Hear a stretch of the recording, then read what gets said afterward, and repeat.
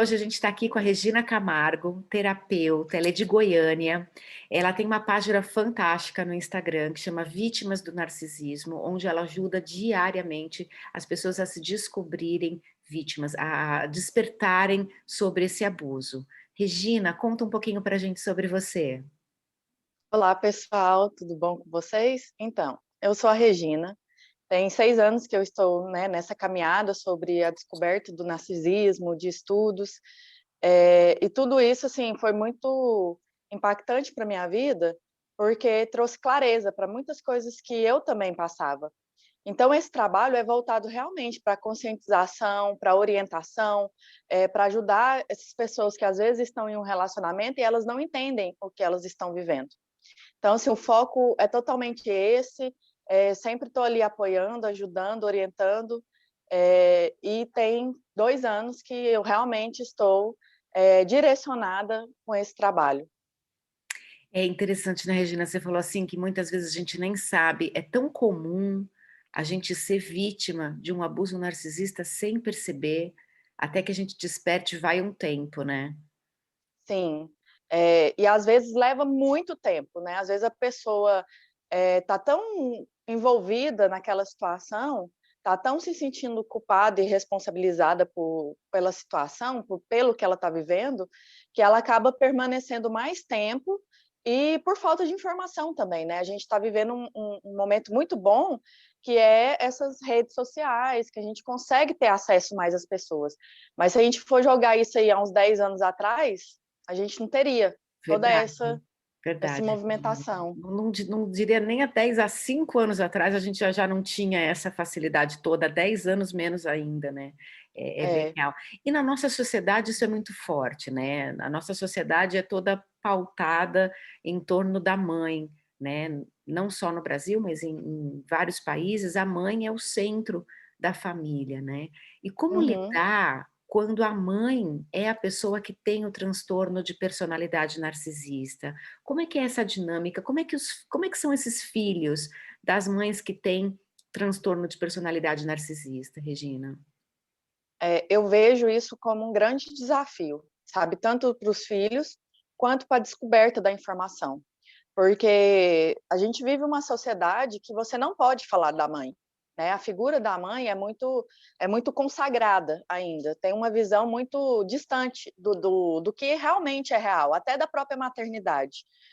E com isso, os desafios são maiores, porque muitas vezes o filho não tem apoio, né? Ele acha que ele tem uma péssima relação com a mãe, né? Ele cresce falando isso, que ele tem uma péssima relação com a mãe, mas ele acha que é isso. E ele sempre luta para melhorar essa relação.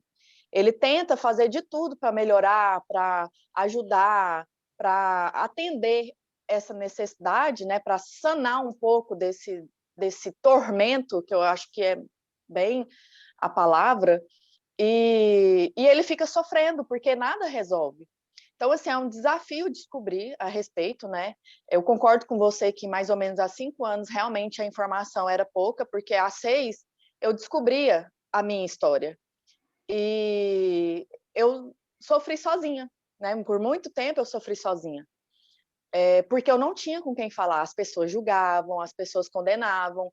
E o filho passa por isso. Então ele fica muito tempo sem entender o que ele está vivendo.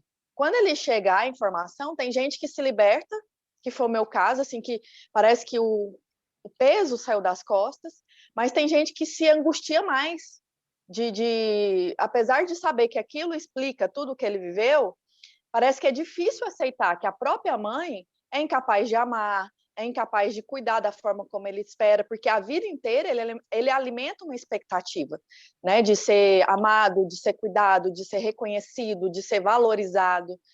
E ele não tem, ele não, né, ele não recebe isso, e vem a culpa, vem a responsabilização. Então, assim, é muito difícil essa construção, essa desconstrução, né? A descoberta, a desconstrução e a reconstrução de si mesmo. Sobre a descoberta, Regina, como é que eu sei se o meu relacionamento com a minha mãe é só um relacionamento conflituoso ou se a minha mãe realmente sofre do transtorno de personalidade narcisista? Como saber se é só uma briguinha entre personalidades diferentes ou se isso realmente tem um fundo de transtorno por trás? O transtorno de personalidade narcisista na relação com a mãe, ele é pautado na invalidação e na desvalorização, né? Assim, tem perfis de filhos, né? Mas, assim, se você parar para observar o todo, você vai ver que ocorre essa invalidação e essa desvalorização. O filho não é incentivado, né? Por exemplo, ele chega com um plano, com alguma coisa que ele está empolgado, e normalmente ele recebe um balde de água fria em cima daquilo. Ele não é apoiado nos eventos que ele participa, nos estudos, muitas vezes, né? Tem filhos que acabam abandonando os estudos porque não recebe apoio. Ele recebe muitas críticas. Normalmente, assim, as mulheres, elas começam a receber muitas críticas na fase da adolescência, né? As meninas, as moças, porque elas começam a chamar mais atenção que a mãe, e Hum. com isso a mãe se sente ameaçada por aquilo, né? Pela própria presença da filha. E a filha não pode chamar atenção, ela não pode ser mais importante, ela não pode ser mais inteligente.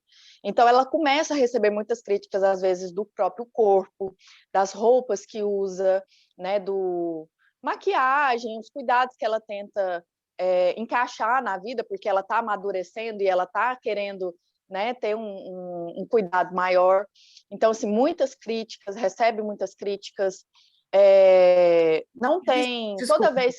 Existe então essa questão da concorrência. A mãe vê Sim, na filha uma concorrente de atenção. sim, Entendi. sim. E concorrente em todas as áreas, tanto na questão de atenção, quanto na questão de inteligência também, sabe? A mãe interrompe muito a evolução do filho, Hum. né? Da filha, no caso, é, invalidando informações, invalidando formações. Às vezes o filho forma em alguma coisa, né? Um curso, ou então uma coisa mais técnica, né? Um workshop, vamos dizer assim, e a mãe invalida a capacidade dele de exercer aquela profissão ou de dominar aquele assunto. Ela sempre vai saber mais, né? É uma fala muito comum que mães narcisistas falam, é isso: eu sou sua mãe, eu sei de tudo. E a gente não sabe de tudo, não é por ser mãe que adquiriu uma consciência ali, pluf, virei mãe e instalou uma consciência que um download na minha mente, e agora eu sei de tudo. Não, somos falhos, né? Somos passíveis de falhas e nós não sabemos tudo. E a mãe se coloca numa projeção muito maior que os filhos. No começo você comentou sobre, a romantização da maternidade, né. Isso Uhum. também a gente precisa olhar como a romantização da mãe ser um ser sagrado e perfeito, né. É tão Sim, humana quanto a gente, erra tanto quanto a gente, está exposta a transtornos assim como a gente. Mas você falou bastante, assim, de uma diferença entre a mãe narcisista com a filha e a mãe narcisista com o filho. A dinâmica muda? eu vejo do que eu acompanho que normalmente o filho recebe mais o apoio, ele costuma ser o filho dourado, né, que é o termo que a gente Hum. usa quando é um filho incentivado, apoiado, em relação à filha. Quando tem os dois, né, o homem e a mulher, como filhos de mães narcisistas, existe essa diferença muito grande, apesar de que em relações também com duas filhas ou dois homens pode acontecer, né, essa diferença, mas normalmente quando é um casal de filhos, o filho costuma ser o filho dourado e a menina costuma ser o bode expiatório, né? O termo do filho que sofre, que é a vítima mesmo da situação, é bode expiatório. E, assim, eu vejo, né, como profissional de estudar tudo da área, que os dois são vítimas. Tanto o bode expiatório quanto o filho dourado são vítimas dessa criação e desse transtorno, né, de personalidade da própria mãe. É, porque eles acabam E vivendo um ambiente não real, né, é aquilo que a mãe, enquanto narcisista, projeta para eles, então, o ambiente da filha é um ambiente de destruição, e o ambiente do filho é um falso elogio, né, uma falsa valorização porque ela quer transformá-lo num filho dourado, é isso? Porque assim, o filho dourado, normalmente ele recebe todo o apoio e todo o incentivo, né, em tudo. Só que é em tudo mesmo, não tem limite, né? O problema do transtorno é que a pessoa está em extremos da própria relação com as pessoas. Ou ela odeia, ou Hum. ela dá liberdade, entendeu? Ou ela abusa ou ela excede na liberdade. Então, o filho dourado, ele não recebe limites, né? Ele não recebe não. Se ele faz alguma coisa errada, o problema é de outra pessoa, é de um terceiro e não do filho. Coitadinho do meu filho, fizeram isso com ele. E ele recebe, assim, ele pode estar cometendo crime, ou, por exemplo, assim, se envolvendo com drogas, né? No mundo das drogas, que a mãe não vai tentar impor limites, vamos dizer assim, de orientar, de tentar trazer de volta. Não, ela sempre vai culpar um terceiro, ela sempre vai responsabilizar outra pessoa do que ela como mãe, vamos dizer assim, que talvez tenha alguma coisa, né, que ela tenha contribuído para isso. O filho ou a filha que é bode expiatório, ele é sempre punido pela vida, né? Ele é responsável por tudo que acontece errado dentro da casa, ele é cobrado, ele é desvalorizado, ele não é incentivado, ele não tem apoio. Então, assim, ele luta sozinho o tempo todo. A mãe realmente não se preocupa em ajudar. Ela se preocupa em essa parte do ódio dela, né, dos extremos que eu falei, ela joga em um filho, né? No caso, no bode expiatório. E quando é filho único, normalmente ele está nos dois pontos, na uma hora ele é bode expiatório, outra hora ele é filho dourado. A partir do momento que ele agrada a mãe narcisista e ele começa a fazer o que ela quer, as orientações dela, ela coloca ele como filho dourado. Quando essa pessoa começa a se rebelar, não porque ela está errada de se rebelar, mas porque ela quer ter uma vida própria, quer trabalhar a própria identidade e personalidade para ser ela mesma, aí ela se torna o bode expiatório. Então o próprio filho faz esse movimento de montanha-russa, porque ele não suporta a pressão, né? Pressão o tempo todo. Você precisa ser o que eu quero que você seja, né? É inconsciente esse estímulo. Então, ele vive nessa montanha-russa. Quando tem irmãos, né, outros filhos, às vezes um só é bode expiatório o tempo todo e o outro é filho dourado o tempo todo. Tem essa divisão muito clara. Então, isso acontece da mãe, de repente, escolher, nesse caso de irmãos, né, entre irmãos, como é que é Uhum. essa dinâmica? A mãe escolhe um, ou ela vai É, testando para ver quem é o mais manipulável? não, Ou normalmente ela escolhe. tá. Porque como ela gerou e criou, ela escolhe. Por quê? Sim. Eu até li um livro, estou lendo, né? Porque é um livro de uma psiquiatra, psicanalista. É muito denso o livro. E eu entendi bem esse processo da escolha, porque ela fala assim que na gestação e no parto, ali na amamentação, naqueles primeiros momentos com o filho, ela vai projetar naquele filho o próprio relacionamento com a mãe dela, do que ela teve. É muito inconsciente, né? É um estudo de muitos anos que essa psiquiatra fez, é muito inconsciente. E ela fala assim que ela pode projetar no filho, ela pode fazer essa identificação no filho das coisas boas que ela viveu com a mãe, né? O filho trazer essa lembrança das coisas boas, ou ela pode projetar naquela criança, naquele bebê, as coisas ruins que ela viveu, porque talvez é um bebê que chora mais, que dá um pouquinho mais de trabalho para cuidar, e aí ela lembra, aí ela traz à memória os conflitos que ela viveu. Muitas mães, né, se tornam narcisistas nessa fase, como mães, né, no papel de mãe. Uhum. Ela distingue nessa fase quem vai ser o bode expiatório e quem vai ser o filho dourado. Então, assim, ela escolhe mesmo, é essa projeção que ela faz do mundo, da vida dela, do que ela viveu nos filhos. E aí ela projeta no filho dourado tudo o que ela gostaria de ser e que ela espera ser, ou que ela quer que o filho seja, né, numa questão de referência social. E no filho bode expiatório, ela reflete tudo aquilo que ela seria capaz de ser negativamente falando, né? Entendi. O, Então, assim, ela às vezes usa termos vulgares, né, de coisas mais pesadas com a filha, no caso, porque ela vê aquilo, ela vê uma possibilidade dela ser aquilo. Então, ela projeta, é uma projeção, tanto do filho dourado quanto do bode expiatório, é uma projeção dela mesma, ela está falando dela mesma o tempo todo, do que ela pode ter feito, do que ela é e do que ela seria capaz de fazer caso tivesse aquelas qualidades ou tivesse num ambiente diferente. Entendi. É uma dinâmica meio de espelho, né? Ela Uhum, reflete por exemplo, é muito gostoso para uma mãe, dizer: "Ah, o meu filho é o melhor da turma, né, ele é o mais uhum, inteligente da classe". Isso é meio natural da mãe. Agora, para a mãe uhum. narcisista, isso é quase que uma obrigação, né? O filho Sim, passa a ter uhum. essa obrigação de ser o melhor, porque ela precisa ter gerado um filho fantástico, é isso? Sim, exatamente. O termo é esse, é espelhamento mesmo. E é muito interessante que, às vezes, né, não, na maioria dos casos, a mãe cobra desse bode expiatório, mas na rua ela cobra isso. Ai, meu filho é o melhor. Entendeu? Ele não recebe esse reconhecimento, né, direto, ele não ouve isso dela, mas se ele tira um 10 na prova é porque ela ajudou, porque ele é filho dela. O mérito é todo dela, não é da criança, não é do adolescente, né? Vamos dizer assim, a fase que ele estiver, não é dele. É ela que sabe, assim, ela toma para si troféus que não são dela.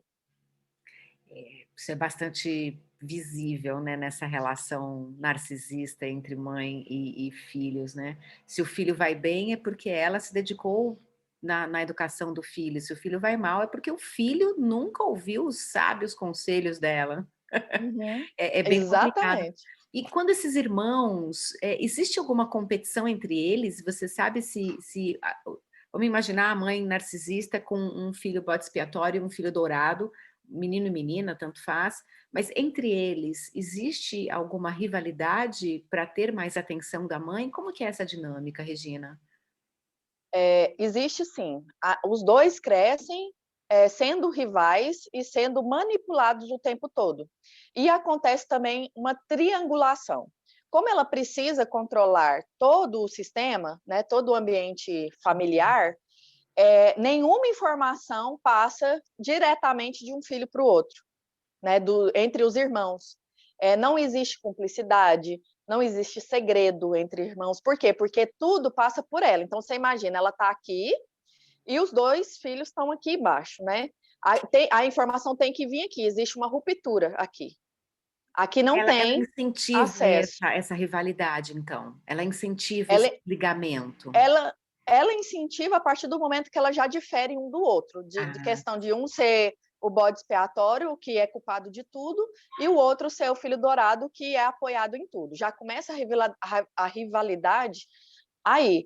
A partir do momento que a mãe narcisista seleciona essa divisão entre os filhos, né, um ser o bode expiatório e o outro ser o filho dourado, essa rivalidade começa a surgir. Porque o bode expiatório, ele vai acreditar que ele é rejeitado, que ele é abandonado, né? Que ele não tem valores para serem reconhecidos e ele cria um rancor, uma mágoa, talvez, do filho dourado, que tem que para ele tem as características que ele deveria ter para ser reconhecido, né? Então, essa rivalidade já começa aí. Como tudo passa pela mãe narcisista, né? Isso aqui está rompido, ela também faz triangulações, que chega nenhum e fala, seu irmão falou isso, isso e isso. Aí ele fala alguma coisa, ou ele não fala nada, vamos dizer que ele não tem uma reação, mas aí ela cria, ela também inventa histórias, né? Que é o que a gente às vezes fala de gaslighting, da própria triangulação. Aí ela chega aqui e fala: Não, eu conversei com seu irmão e ele acha isso, isso e isso. E aí um não está conversando com o outro aqui. O sistema está todo passando por ela. Eles não têm relacionamento aqui. O que ele vai acreditar? Que o irmão, às vezes o próprio irmão não falou nada. Ele às vezes virou para a mãe e falou: Mãe, já deu, vamos dizer assim, né? Já deu, deixa fulano em paz. Mas esse aqui, que tá sendo criticado, né, o bode expiatório, acredita que o irmão está falando mal dele, Carrega mais esse acredita peso, que né? carrega mais esse peso e a raiva, né? Aí começa uma raiva, começa um ódio pelo próprio irmão, que às vezes o cara não está fazendo nada naquela situação, né? Ele não está fazendo nada, ele não está dizendo nada. E aí esse irmão cresce com raiva do outro e cresce achando que o outro está vendo o que está acontecendo. Ah, entendi, como parte consciente da manipulação. Como parte consciente da manipulação. Só que não, né? Já ouvi vários relatos de pessoas falando, porque ele vê como ela me trata e ele não me protege. Só que, vamos dizer, do mesmo jeito que a informação chega aqui distorcida, ela chega aqui distorcida. Se você não tem um relacionamento aqui direto, você não vai saber o que o outro está pensando, você vai saber o que falam sobre o outro. É a mesma coisa de eu falar sobre você ali com os meus amigos, sem você saber o que eu estou falando. Aí os meus amigos ficam com raiva de você e você nem sabe. Porque eles vão criar a imagem que você está passando, né? O mesmo caso, Eles vão criar, isso dentro da exatamente. mesma casa, né? Que dinâmica Isso maluca. dentro da mesma casa. E não tem segredo, não tem amizade, não tem apoio entre os irmãos. A cumplicidade Muito. típica dos irmãos, Não, né? não existe isso. Não existe. São conflitos dentro de conflitos, e um irmão sendo apoiado em tudo, às vezes ganhando tudo, ganhando carro, ganhando casa, ganhando cursos que às vezes ele nem termina, ele nem conclui, enquanto o outro tem que moer para conseguir comprar uma bicicleta, vamos dizer assim. Entendi, essa dinâmica é muito forte, né? Então, assim, agora imaginando uma expansão desse contexto, né? O filho, como é que a mãe que cria o filho dourado se comporta enquanto sogra? Porque quando entra um outro elemento nessa triangulação, né? Nessa Uhum. dinâmica familiar, vem alguém de fora, como é que se comporta esta mãe narcisista com a namorada do filho dourado? Não é só o filho dourado, o bode expiatório também sofre Ah, perseguição. sim, sim. Para ela, para a mãe narcisista, os filhos são extensão dela. Igual eu te falei, um é a parte boa que ela espera e o outro é a parte ruim. Então, uma extensão, ela vê como uma extensão dela, como se fosse uma árvore com galhos. Quando entra uma terceira pessoa, ela pode se sentir ameaçada, né, do território e do controle que ela tem. E muitas vezes, com o bode expiatório, existe uma competição, vamos dizer que são dois filhos, né, dois homens, e chega uma mulher nessa relação aqui, a nora, né? Com o bode expiatório, na verdade, não, vou mudar o exemplo. Duas meninas e chegam dois homens. A moça que é o bode expiatório, que ela definiu como bode expiatório, ela pode até se insinuar para o namorado ou para o marido da própria filha. Essa competição mesmo, sabe? De, de se mostrar mais bonita, às vezes até mais gostosa, vamos dizer assim, num termo bem, né? Para aquele marido ali, para aquela pessoa que chegou. Eu sou melhor do que ela. Exatamente. Eu sou melhor do que ela, ou ela faz isso, essa movimentação, ou ela vai atacar, ela vai invalidar aquele homem, né, ou a mulher que chega ali, ela vai invalidar, ela vai atacar, ela vai criar histórias, conflitos para a filha terminar. Ou então ela chega mesmo na filha e fala: não, eu não quero esse namoro, você vai terminar, ou com o homem. E num caso de filho, né, que tem a nora, ela também pode se fingir de boa, porque ela não pode perder essa ligação com o filho, né? Se ela se sente ameaçada, e às vezes a primeira atitude dela é colocar aquela nora como filha, né? Trazer ela para o ciclo, ao invés de empurrar e de criar um conflito com o filho, afastar. Então ela traz para o ciclo, dá presente, mima, tenta, né, trazer aquilo para perto dela, para ela não perder essa dependência que foi construída com o filho. Só que ela lança coisas, né? indiretas, ela não consegue ser 100% boa, né? Ela não é mais forte do que ela. Então, assim, ela pode jogar indiretas naquela nora, ela pode criar situações, conflitos em que a nora briga com o filho, mas ninguém sabe onde o problema começou. Pode ter Fica sido um uma discutindo causa. com o outro, mas na verdade a causa é uma terceira pessoa que não tinha nada a ver e não tinha nem que estar discutindo sobre aquilo. Então, assim, tem muito esse conflito também. Ou ela ataca, desvaloriza a menina, né? Faz conflitos mesmo, reais, de controle e manipulação do filho, porque como tem esse controle muito bem estabelecido, e essa dependência também muito bem estabelecida, o filho é um boneco na mão dela. Então, ela movimenta do jeito que ela quer.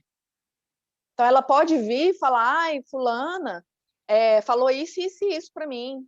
Ou criar histórias, assim, já ouvi, igual, de relatos da mulher, da mãe, sair falando que a nora tem amante, ou se envolveu com alguém da família ali, e o filho fica sem saber para onde ir, porque Como não como é acreditar muito na mãe? como é muito controlado e parece que a mãe sempre tem razão, porque ela controla todo o ambiente, ele fica no conflito de saber se é, se não é, até de se impor. A dependência é tão grande que para o filho é muito difícil se impor também. Estabelecer limites, cortar o cordão umbilical. Muitas vezes é muito difícil. Eu acho que estabelecer limites deve ser bem complicado, porque o filho não deve enxergar esses limites. Ele não tem uma referência de relação saudável para saber que aquela Exatamente. não é, né? Então, É é, é, isso. ele Você não, imagina, a pessoa aquilo é o normal. cresceu naquele ambiente. Para ele, aquilo é o normal. Como que ele vai contestar uma coisa que ele viveu a vida inteira? Que, é igual você falou, não teve referência. É. De repente, assim, participando de outras famílias, né, convivendo com a família da namorada, do namorado, essa pessoa, essa vítima, né, esse filho vítima, pode Uhum. acabar começar a enxergar, ó, mas espera aí, nem toda relação é assim. Mas como fazer, Regina, para que esses filhos, tanto o bode expiatório quanto o dourado, né, filhos e filhas de mães com transtorno de personalidade narcisista, como fazer para que eles percebam e a partir do momento que percebem, como se desvincular, como fazer essa separação da mãe? Eu ouvi já dizer que assim, uma das formas é você começar a separar os sentimentos, né? Como fazer para Uhum. se livrar de uma mãe narcisista, Regina? Lília, no meu trabalho, né, no meu acompanhamento, eu vejo assim que o filho dourado é muito mais difícil de reconhecer isso do que o bode expiatório. Como o bode expiatório sofre o tempo todo, ele procura respostas, Hum. né? Ele procura justificar o que ele vive. Então, uma hora ele cai numa página de formação, ou ele encontra um terapeuta que vai orientar, que entende do tema e orienta. Uma hora ele cai nessa informação, mais cedo ou mais tarde. Às vezes o filho dourado, por ser apoiado em tudo e não querer sofrer como o irmão sofre, porque às vezes ele vê que o irmão sofre, mas ele acha que é porque, igual eu falei, da triangulação ali, ele acha que o irmão está fazendo alguma coisa para sofrer daquela forma, né? Aqueles conflitos. Ele merece, né? Então, assim, é. Então, o filho dourado é muito difícil de ver. E são adultos, né? São pessoas adultas que já cresceram, que têm conhecimento. Ela precisa querer essa informação. Ela precisa. Não adianta você pegar um papel e colocar na cara da pessoa se ela não está disposta a enxergar aquilo. Se para ele a relação dele é aquilo e tá boa, tá Porque dentro da o cabeça dourado dele, para aquilo tá desenvolver é mais razoável. difícil, porque ele tem apoio, acolhimento, incentivo, ele não Muito se mais sente difícil. manipulado, né. É. E aí, quando chega uma nora ou um genro que quer trazer esse conhecimento, ele vai sofrer. Por quê? Porque a mãe sempre foi tudo que ele precisou, vamos dizer assim, independente do excesso de liberdade, porque ele não sabe o que é excesso de liberdade, né? A mãe foi tudo aquilo. Então, é muito difícil essa terceira pessoa chegar e trazer essa conscientização, porque muitas vezes aquela pessoa não quer ver, aquela pessoa não quer enxergar. E eu sempre oriento dessa forma: não entre naquilo que não é seu, aquilo não é seu. Você Ai, vai criar interessante. você vai trazer uma carga emocional e um peso para sua vida que não são seus, Por né? exemplo, Então, se eu sou essa terceira pessoa, né, entrando uhum, numa relação entre mãe e filho dessa dinâmica narcisista, eu eu posso tentar ajudar de alguma forma ou o que eu faço quando eu perceber que tem pode, que assim, começar? eu acho assim que tem que conversar, né? Tem que mostrar, dar exemplos, tanto de coisas positivas quanto de coisas, né, de relacionamentos saudáveis e de relacionamentos abusivos, porque é um relacionamento abusivo, né? E deixar a pessoa trabalhar essa informação, ver qual que vai ser a reação da pessoa. Não tem como impor informações, tem como você mostrar e ver como isso vai ser recebido. E ver como ele vai visualizar aquela informação, de que forma ele vai trabalhar aquilo. E aos poucos ir trazendo informações, e mostrando situações, e tentando orientar, mas assim, se envolver e declarar guerra à sogra é a pior coisa que uma pessoa pode fazer. Independente se a sogra é narcisista ou não, vamos dizer assim. É a pior coisa. Porque mãe, assim, por mais ruim que a mãe seja, é mãe, sabe? A pessoa que não entende o que está vivendo, ela não vai aceitar falar mal da própria mãe, né? Não vai aceitar uma guerra. Ela vai falar, é minha mãe. Ela vai falar isso. A pessoa que não tem essa consciência. Porque Assim vai ter que como escolher, quem né. é como se ele tivesse que escolher um lado. É exatamente isso. Às vezes uma terceira pessoa chega, vê a dinâmica e quer que aquela pessoa escolha um lado. E não tem como escolher um lado. Você pode mostrar, tentar que ele veja o que ele vive. Mas você não pode impor isso. Você não pode declarar guerra. Porque o laço de sangue, por mais ruim que ele seja, ele é forte. Não adianta. Ele é forte. Então, ou a É, pessoa, quando ela tem clareza disso, ela realmente pode chegar e falar, eu não quero mais, e estabelecer limites. Quando ela não tem clareza e acha que o que ela vive é normal, se você chega e declara guerra, é você que está declarando guerra, não é a família, não é não é a a mãe. família que está errada, né. Uhum. Muito interessante essa dinâmica, né, porque assim, você chega de fora, vê uma dinâmica ruim, tóxica, abusiva, e na verdade você não pode comprar a briga, né. Você tem que É. tentar E assim, conscientizar, despertar a vítima. evitar os conflitos mesmo, sabe, Lília? Essas indiretas, esses joguinhos, porque é um jogo de manipulação, evitar emitir opiniões em família, né? Não para o seu companheiro ali num lugar reservado, mas evitar entrar em conflitos da família, evitar entrar em discussões da família. Quanto mais calado você ficar, melhor é, porque assim o narcisista não tem informações sobre você, né? Dessa forma, ele não sabe o que você pensa e como você pensa aquilo, ou ele sabe que você não concorda com aquilo. Né? Ele vai ter uma ideia, mas ele não tem informações sobre você, ele não vai ter como te atacar no futuro, né? A não ser que ele invente mentiras. E também porque aquilo não é seu, né? Se você entra num conflito, numa discussão que não é sua, que não é para você defender ninguém, vamos dizer assim, eles se arranjam depois, porque a dinâmica é essa, quebra o pau ali, xinga de bonito e maravilhoso, né, para não falar outra coisa. 5, 10 minutos depois, está todo mundo se abraçando e se beijando. E você que entrou no negócio, É a essa, errada. né, é a errada, porque ela alimentou aquele Você conflito. criou um caos num ambiente onde só existia a paz. Então, assim, é muito delicado essa relação com essa família, né? Narcisista, assim, dessa dinâmica narcisista. Você tem que tomar muita cautela com o que você fala, com o que você faz ali na frente deles, com a forma como você reage a indiretas, a esse jogo de manipulação. Porque você pode ver a manipulação, o controle e ficar calado. Você não precisa nem fazer um negativo assim de cabeça, nem nada. Você pode olhar e falar, aqui eu não me meto.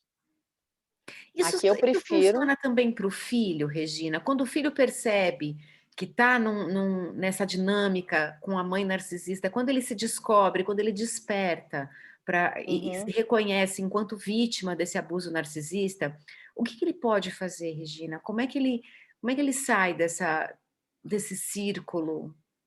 A primeira técnica que o filho precisa fazer é a pedra cinza, né? Uma técnica que é voltada para quem ainda está no ciclo ali de alguma forma e não pode sair.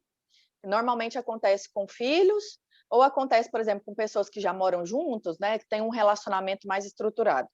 Essa técnica é você parar de entrar nos conflitos, parar de responder a indiretas, parar de dar informações ao narcisista. Então, como que isso funciona?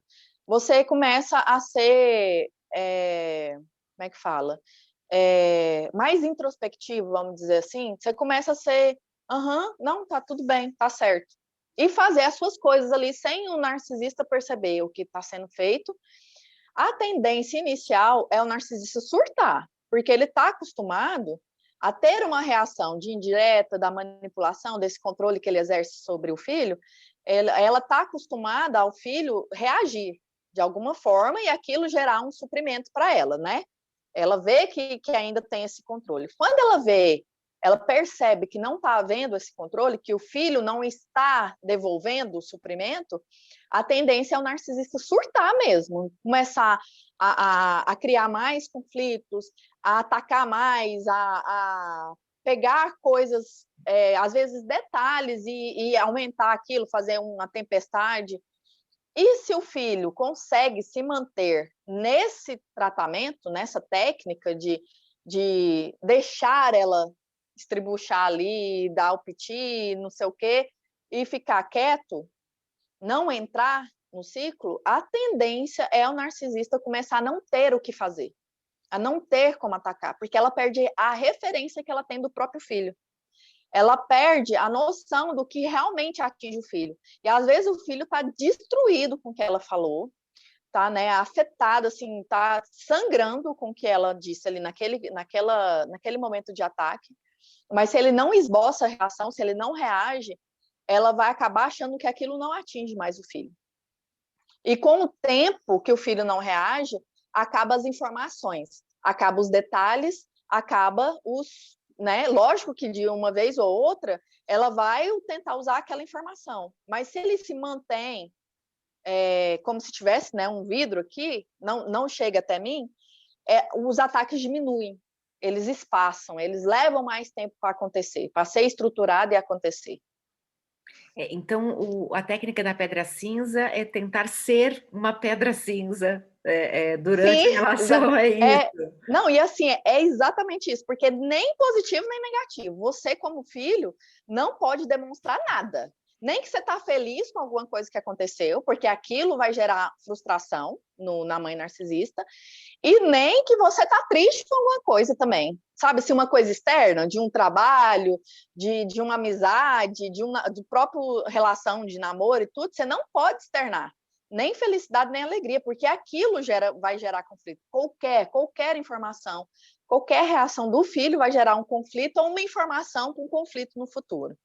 Então, É uma bem pedra das cinza mesmo. estratégias iniciais é ser uma pessoa sem reação e sem emoção, pelo menos por um tempo, até que você Uhum. consiga, porque assim, eu estou tentando imaginar, quando a pessoa descobre, quando a pessoa desperta, deve também dar uma surtada, né? Porque, cara, minha mãe, né? Aquele ser que eu endeusei a vida inteira. Então, é isso que também é importante, né? É entender que eu tenho como identificar e eu tenho como agir para não sofrer mais nessa manipulação, porque na verdade Uhum. é o transtorno agindo. Quando você quando você tem essa clareza que vem nessa descoberta, vem também as mentiras, né? Você começa a ver as mentiras que foram instaladas a vida inteira, que foram, né, promovidas a vida inteira. Então, essa pedra cinza, ela te protege emocionalmente também, porque você para de se envolver emocionalmente naquilo, né? Você para de ver como um problema seu e passa a ver como um problema do outro, da mãe narcisista. Ela Então, é assim, que vem, tem esse distúrbio, não você, esse transtorno, e não você. é, A culpa não é vem, sua. vem questionamento, sim, assim, mas se o narcisista for eu? Às vezes pode acontecer isso pela própria construção da vida inteira de se sentir culpado e responsabilizado pelo conflito, né? Pela situação do ambiente. Mas se você começa a se calar, você mesmo vai perceber que quem está criando o conflito é ela. Você consegue entender? A pessoa que Muito consegue se interessante. silenciar, Uhum. ignorar, ou então, assim, a mãe tá lá falando, falando, falando, aí você vai e fala, não, tá certo, mãe, tá bom. Só para ela, só para ela acalmar, vamos dizer assim, você mesmo tá vendo que quem está criando a situação, quem está manipulando, quem está no controle. É É, muito difícil. não deve ser Você passa, fácil, sei não. lá, 20, 30 anos reagindo, reagindo, reagindo, sendo reativo. Né? Isso está dentro de você. Você reage não só ali dentro da casa, como na rua também. Tudo vai ser reativo para você.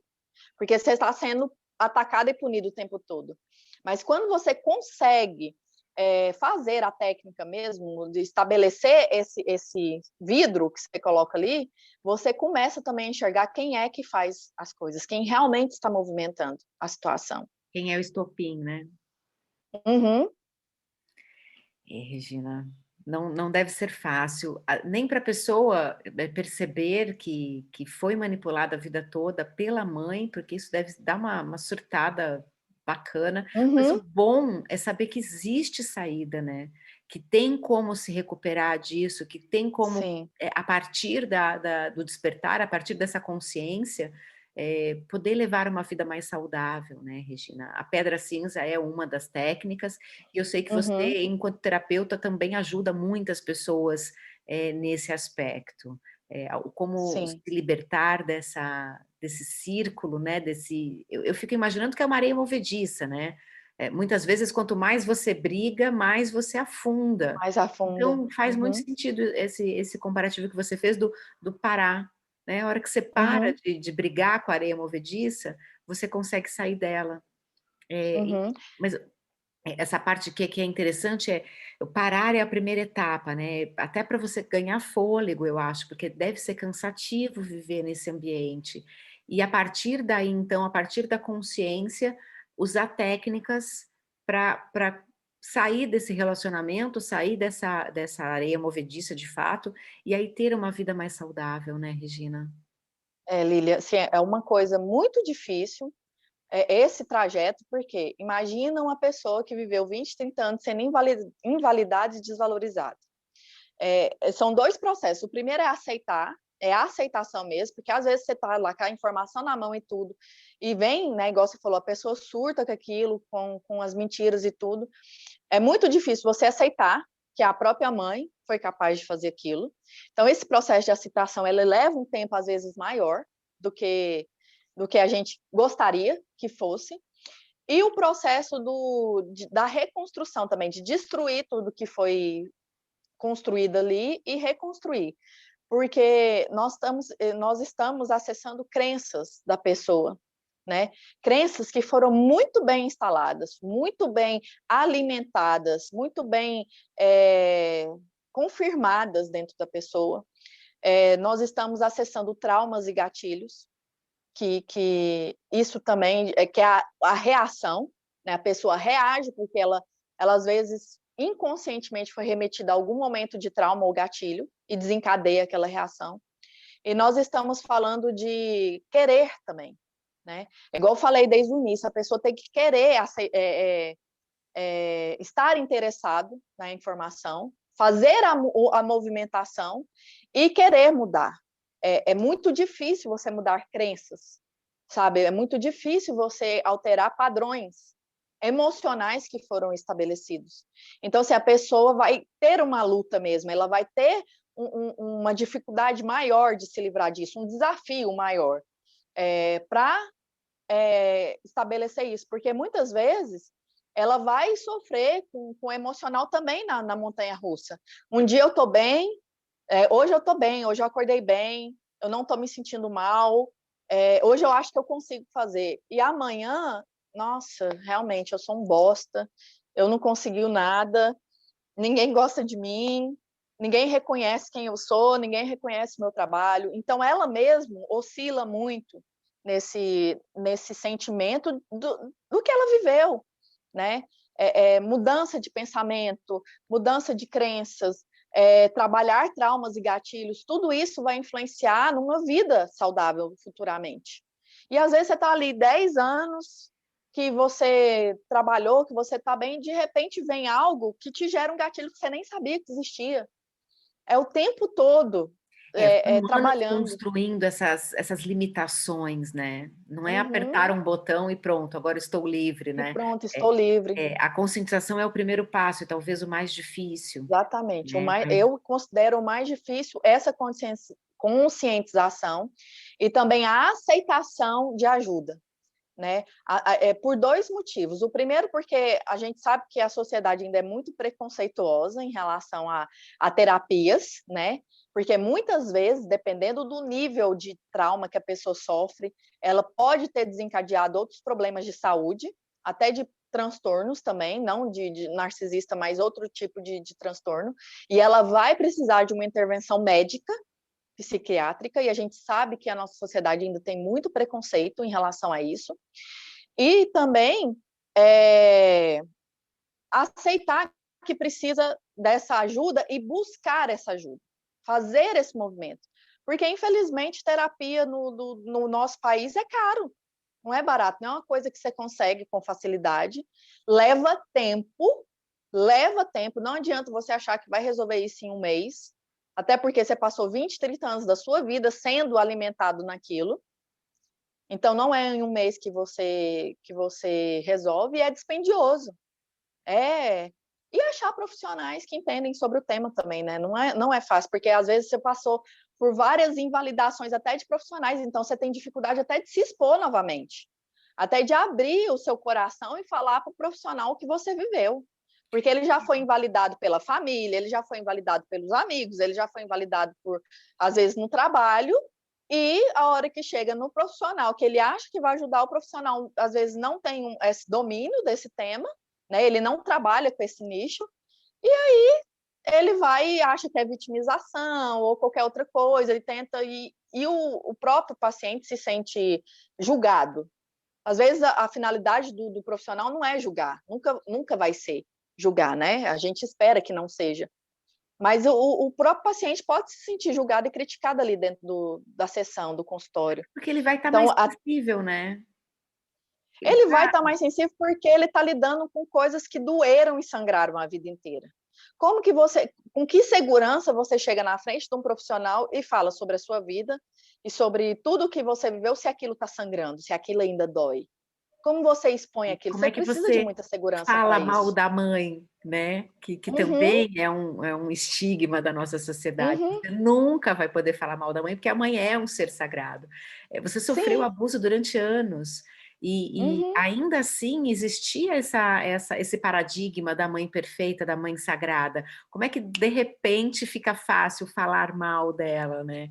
Uhum. E realmente não deve ser uma trajetória E, muito e, o, a vítima, o primeiro movimento após a conscientização é querer se fazer ouvida, sabe? É querer que as pessoas entendam o que ela viveu. Então, muitas vezes, ela sai de casa em casa tentando, contando. buscando esse apoio. Ou então ela encontra com alguém que vem criticar e ela tenta falar e ela é invalidada.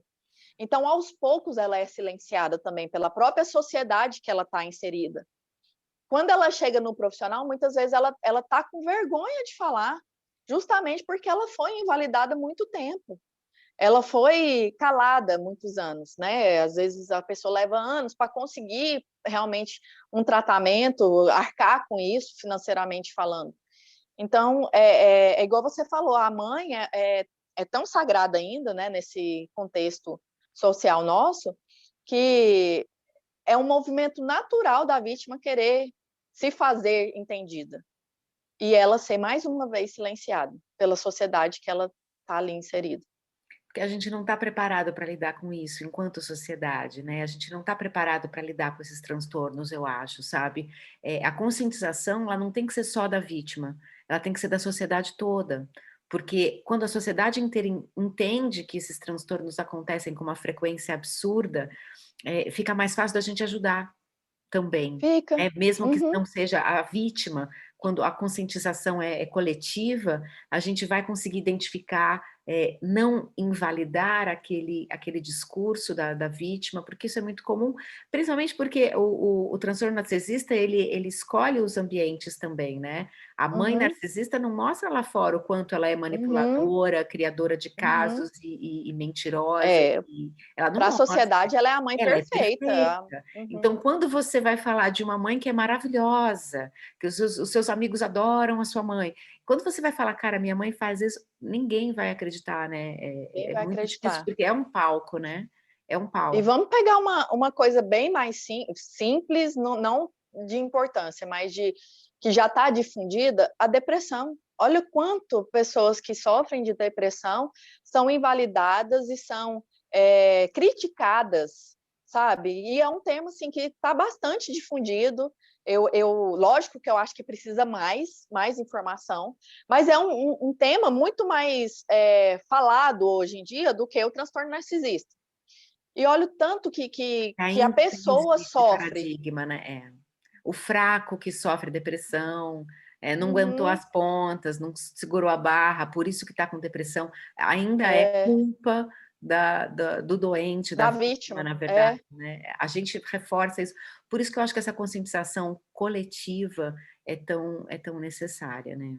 Não, e assim, é tão difícil trabalhar com narcisismo, né, trabalhar essa conscientização, porque até as próprias pessoas não vão expor, elas não vão se expor, porque não existe um regulamento a respeito, né, fala assim, de justiça mesmo, a respeito disso, a gente está começando a movimentar essa questão, e qualquer coisa que você fala na internet ou nos lugares pode ser usado contra você. Você pode sofrer um processo aí de difamação ou de injúria, vamos dizer assim, né? Não entendo muito dessa parte jurídica, mas isso vem muito à tona, né? Então, é muito difícil você expor, porque você está falando de alguém que, igual você falou, para a sociedade aquela pessoa foi perfeita, aquela mãe foi perfeita, ela foi o que ela precisava ser para o filho. E quando a mãe perde o controle, ela também sai difamando o filho. Ela também joga no filho a própria coisa, a própria tempestade que ela construiu. Responsabilidade de o filho agora estar rebelde, também é do Uhum. filho, né. É do próprio filho. Ele não está rebelde, Então, ele despertou, mas, ela vai uhum, usar aquilo contra ele também, né. vai usar contra ele. Então, você imagina uma sociedade que vê ela como perfeita, como a mãe que deveria ter sido, e o filho tentando ser ouvido. Quem que ganha nessa história? Se não tiver conscientização, a vítima vai continuar sendo punida e se calando, né? Se fechando. E o que é pior, porque aí pode trazer outros problemas Sim, emocionais e físicos também, porque devem ter psicológicos. sequelas, né, nunca é Tem.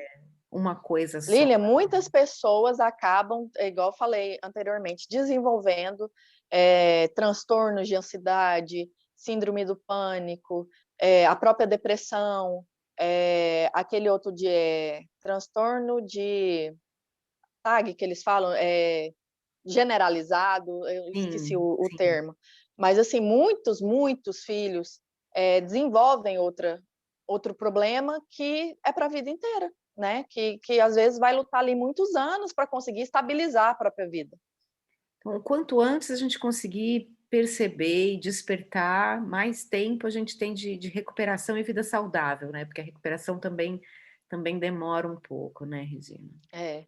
E essa desconstrução, sabe, da maternidade, da mãe, do ser sagrado, isso precisa ser, ser conversado, ser melhorado isso daí. É igual a gente falou anteriormente, a mãe não se torna perfeita a partir do momento que ela se tornou mãe. Ela é um ser humano como qualquer outro, né? Ela É é interessante capaz de porque, fazer coisas ruins.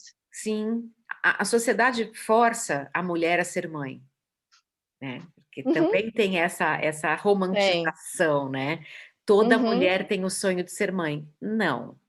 Então, não. um primeiro Ponto. degrau um primeiro degrau que a gente precisa galgar. Não, nem toda mulher tem o sonho de ser mãe, e ela não é cruel por isso, né, E porque nem egoísta por e isso. nem egoísta por isso, e nem narcisista por isso, né? Então, assim, não é isso que vai fazer uma mulher ser má ou não. Agora, a partir do momento que ela não quer ser mãe, existe uma pressão da sociedade, ela se torna mãe por obrigação social, a relação não vai ser saudável. Muito Não, provavelmente, exatamente. muito provavelmente. Não vai ser saudável, vai ter conflitos, né? Às vezes não chega a ser a questão do Sim, narcisismo, mas os dois vão sofrer. Tanto a mãe quanto o filho vai sofrer nessa relação. porque são pesos que nenhum dos dois queriam estar carregando, né? E Uhum. isso E, também precisa ser discutido. e assim, a criança, vamos pôr assim como, né, na fase da infância, ela não tem culpa daquilo também. Por que que ela tem que carregar um peso que não é dela, que ela nem consegue compreender? Ela nem tem entendimento daquilo. É muito cruel para todo mundo. A gente precisa evoluir como sociedade, né? Eu vejo que muitas dessas relações nascem por uma pressão que a gente permite, que a gente tolera enquanto sociedade. Então, é responsabilidade de todo mundo se conscientizar, despertar para esses transtornos, para essas não normalidades, vamos chamar assim, porque é nossa responsabilidade também construir uma sociedade mais saudável, né? Regina, a gente É. está caminhando para o final. Eu queria ouvir agora as suas considerações finais. Que recados você deixa para as pessoas que estão por despertar, despertando, que estão na fase da conscientização, da aceitação? Que recado você deixa para essas vítimas agora despertas? Não desistam, continuem, prossigam. Existe sim a luz no fim desse túnel. Você vai encontrar esse caminho. Eu me emociono porque é, quando você chegar lá, você vai entender. Vai doer muito antes de começar a melhorar. Sabe assim, você vai achar que não tem saída, que é mais forte que você, que as pessoas vão te julgar, elas vão. Esteja pronto para isso. Fortaleça. Fortaleça quem você é. Fortaleça o que você quer ser. Se fortaleça nisso, porque há uma luz no fim do túnel e o lado de lá é muito, muito bom. Sabe, assim, é muito bom você tirar esse peso das suas costas e conseguir ser quem você realmente quer ser. Sabe, é muito bom conquistar isso. Não desistam. Sigam em frente. Por mais difícil que seja, sigam em frente. Sabe, assim, encontre apoios, encontre fontes de apoios e não parem, não parem. Apenas sigam. Não olha para trás, apenas sigam. Uau!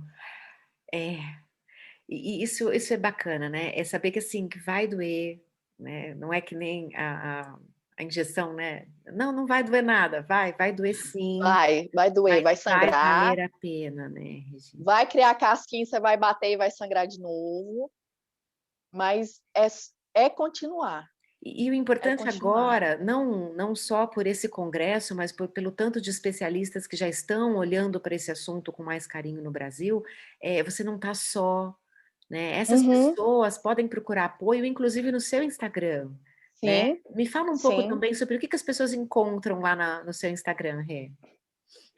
É, o meu Instagram é voltado para vítimas do narcisismo de uma forma geral, tanto de relacionamento amoroso quanto de relacionamento familiar.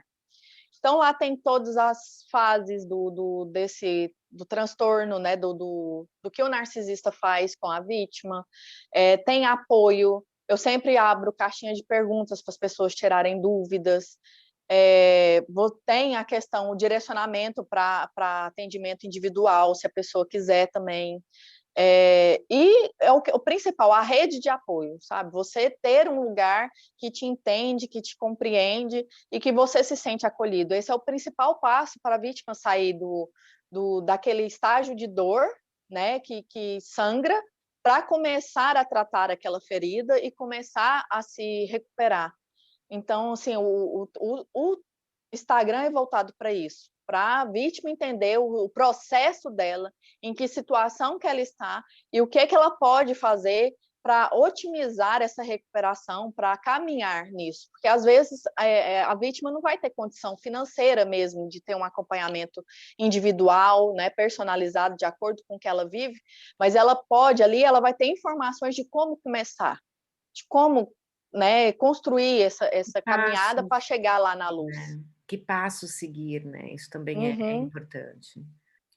Então, Regina, como é que as pessoas podem entrar em contato com você e entender um pouco mais desse panorama, reconhecer e o que que ela faz, né? Como é que ela te contacta para você ajudar a pessoa nesse despertar?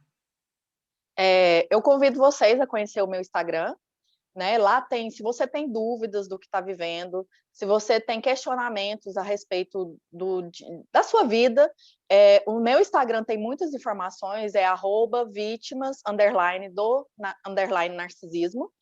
Lá você vai encontrar as primeiras informações, as primeiras orientações, e caso você queira realmente um acompanhamento individualizado, de acordo com o que você passou e coisas, né, que foram instaladas em você, é só me chamar pelo direct, a gente conversa sobre como é feito o atendimento, tudo, valores, e caso você realmente tenha interesse, eu te direciono para a página de atendimento. Mas tudo assim, o primeiro passo para você é tirar as dúvidas que você tem, fortalecer essas informações, né? Chegar ao ponto mesmo de entender o que você está vivendo e procurar ajuda. Terapia é muito bom, terapia é importante, não só nesses casos, mas assim, terapia foi um diferencial na minha vida antes, durante e depois desse processo, né? Eu já fazia terapia antes, e se conhecer como pessoa no mundo, abrir mão de coisas que às vezes para você não serve, é muito bom mesmo. E, infelizmente, traumas e gatilhos, alguns deles só serão curados, sanados, resolvidos dentro de um acompanhamento terapêutico. É por isso a importância de ter profissionais dedicados ao assunto também, né? Sim, É por isso também a importância desses profissionais estarem atentos a esse assunto, né? Porque nem todo profissional conhece a fundo o transtorno de personalidade narcisista, né, Regina? sim, às vezes o profissional não é direcionado para esse nicho, ele não quer trabalhar com isso, ele, né, às vezes ele tem uma facilidade maior de trabalhar com outra informação, Uhum. outro lado, né, da terapia, e ele pode direcionar. É importante ele ter essa conscientização, entender pelo menos um pouco, para ele também poder direcionar quem chega, né?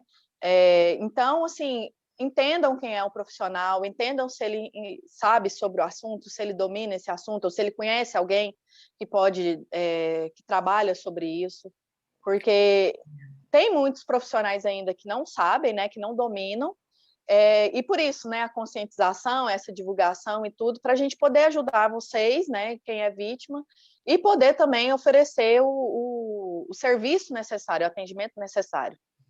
Para ter uma qualidade de vida melhor também, né? Existem Sim, vários efeitos colaterais, várias sequelas disso tudo, isso tudo com acompanhamento certo acaba sendo mais fácil de resolver. Regina, quero agradecer sim, muito você, a sua dedicação, o seu tempo, mas em especial o trabalho que você faz, essa sua dedicação, as horas que você despende ajudando pessoas a se livrar desse abuso e a sair, a encontrar a vida mais saudável. Eu acho que isso é muito importante para a nossa sociedade como um todo, né? Para os seres humanos, para a nossa evolução. Então, assim, agradecer muito o tempo que você dedicou aqui com a gente para preparar esse congresso. É muito bom ter você aqui com a gente, de verdade. É uma honra ter você aqui com a gente. E muito obrigada ter essa página no Instagram com tantas informações relevantes que ajudam tantas pessoas a se despertarem. Muito obrigada, Regina, por estar aqui e por ser a profissional fantástica e a mulher incrível que você é. Eu agradeço pelo convite, né, pelo reconhecimento de vocês, pelo esse carinho. E, assim, vocês estão de parabéns. Eu espero que esse seja o primeiro congresso de muitos, né, que vem por aí. E muito obrigada mesmo. A gente está no caminho, quanto mais pessoas nisso, melhor, né? Quanto mais informação, melhor. E parabéns também para vocês, para a equipe de vocês, né? Para estar também se dedicando a isso, né? Despendendo o tempo de vocês, né? Horas a fio aí. Muito obrigada também por nos ajudar. Nós estamos juntos, né? Contra o narcisismo. Não, não Gosto tem muito dessa ninguém mais frase e uso muito sozinho. ela. Não tem mais ninguém sozinho, né.